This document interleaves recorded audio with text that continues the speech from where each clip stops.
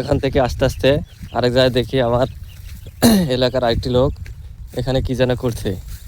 তো সেখানে যাব এবং তার সাক্ষাৎ নিব, সে কি করতেছে এটি। এই আপনি এখানে কি করতেছেন? ধান কাটতেছেন? আপনার ধান তো একবারে কাদাতে একবারে নষ্ট হয়ে গেছে। পুকুর খনন করার কারণে এই অবস্থা। পুকুর খনন করার জন্য এই অবস্থা।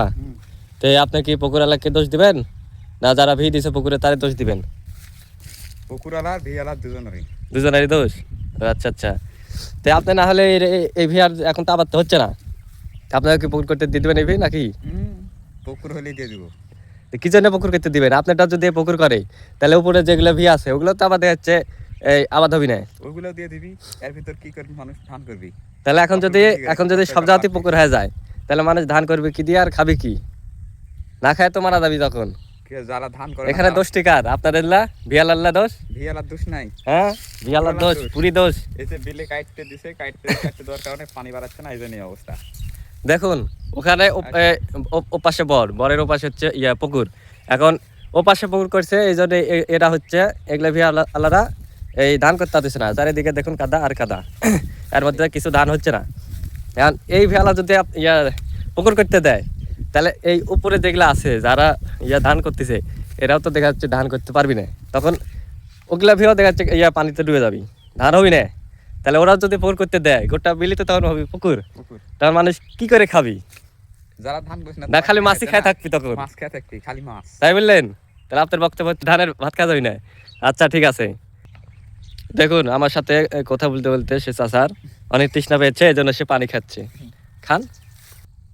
আর আপনার কাছে প্রশ্ন, আর যারা পুকুর খুঁড়তেছে তাদের বিরুদ্ধে কি আপনি সরকার থেকে কোনো ব্যবস্থা গ্রহণ করার জন্য উদ্যোগ নেবেন, নাকি তাদেরকে পুকুর খুঁড়তে দিবেন? যারা পুকুর খুঁড়তেছে তারা যদি কোটা সোরা আবার খুঁড়ে এনেকা বসে থেকে টিকা পাওয়া যাবে, এত কষ্ট করে ফসল ফলে না যাবি না, খুব কষ্ট।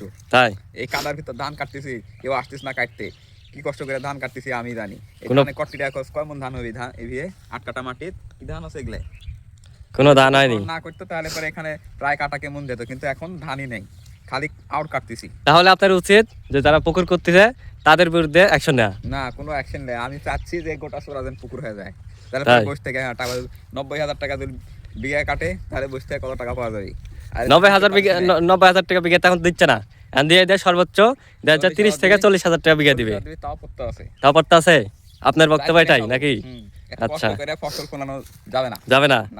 তো দর্শক আপনারা শুনলেন এক চাচার বক্তব্য। তো তার মতে হচ্ছে কি যে এখানে পুকুর খুঁড়তে হবে, গোটা বিলে পুকুর খুঁড়তে হবে, পুকুর ছাড়া চলবি না। পুকুর খুঁড়লে এই তারা বসে থেকে খাবে, ধান ফলানো বাদ দিয়ে তারা মাছ কিনে খাবে আর হচ্ছে চাল কিনে খাবি।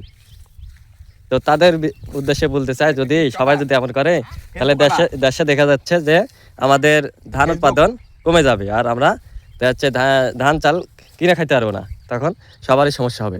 এজন্য সবাইকে বলছি আপনারা পুকুর খোঁড়া থেকে বিরত থাকুন আর কৃষককে বাঁচান, তারা যেন ধান উৎপাদন করতে পারে।